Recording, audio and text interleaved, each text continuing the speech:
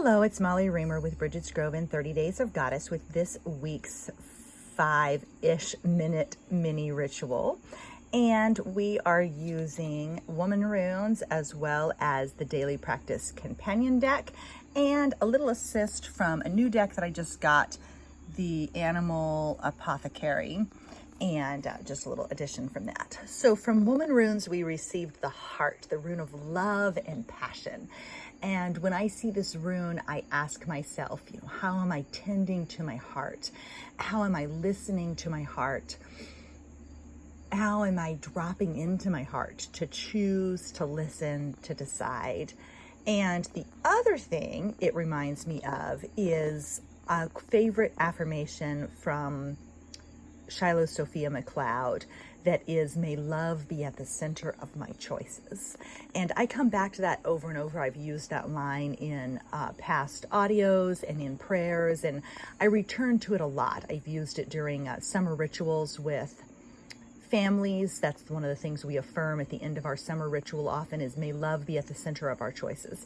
So that's what I would ask you to consider this week, is how can you invite love to be at the center of your choices? How would things be different for you if love was at the center of your choices? And I've been reflecting myself this week that how would my life be if I brought my morning practice self into the rest of my day? I mean, I honestly think that's a lot of what daily practice is about setting the tone for your day, but it's also about being like living in the world you want to see exist in the world. So daily practice for me is about like reaffirming a commitment to the world I wish to live in. And I was thinking this morning, like, how would the day be if I brought this same spirit and the same centeredness and the same presence that I feel every single morning? Like what would it take for me to carry that into the rest of the day? What would it take for me to inhabit that beingness in the rest of the day? So I'm going to experiment with that as much as possible in the week to come. Like, how can I bring this spirit of presence and being into the rest of the week? So then from I'm sitting kind of uncomfortably and I'm shifting around. So from the daily practice deck, we got desire, and from our cut your own expansions for September, we got care. So yeah, may you treat your desires with care. May you not be afraid to care, and may you let desire guide your way. We often have a complicated relationship with desire and maybe a misperception of what desire means, but I think desire can be a positive force of learning in our lives.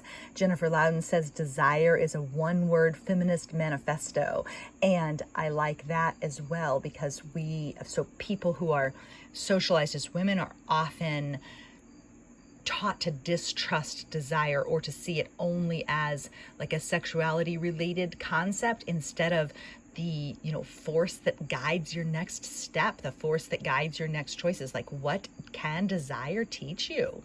And can you let yourself care about it?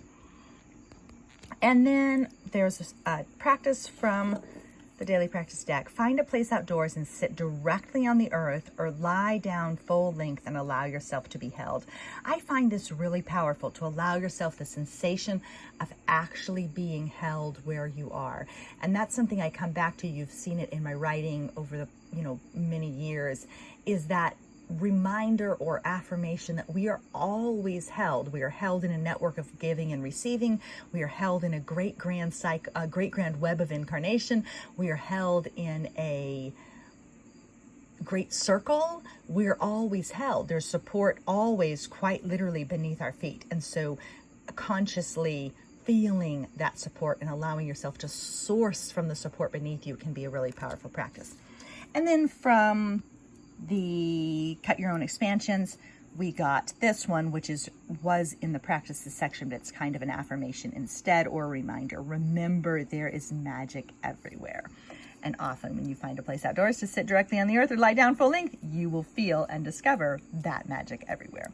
And then I picked 2 cards. One is mainly more of an affirmation that I think really ties into the heart, but also to care and to desire. And then there's another prayer that's a little more fiery. So, may softness and strength coexist in beautiful harmony within the soft and strong form of my very own self. So may your heart be soft and strong. And then a prayer as we go forward into this week. Let us remember this. We will not settle into subjugation. We are here claiming our power, celebrating our magic, and refusing to surrender our joy. We are whole and holy. We are whole and we are free. Our sovereignty inviolate, ungovernable. We are whole and we are free. We are whole and we are holy. Thank you so much for being here, and may you dance with desire. May you tend to your heart, and may you remember there's magic everywhere. Oh, I'm getting ready to close without getting our Animal Apothecary assist. So we'll consider this to be like an after, like how they have a little clip at the end of a TV show. So this is our little clip. Surprise! It's not over after all. We have the destiny path. This is the snake and bee together. And the affirmation from this book is that this card shows up as a powerful and potent reminder that you are on the right path. And so there's guidance beneath you, there's support around you, and you are on the right path.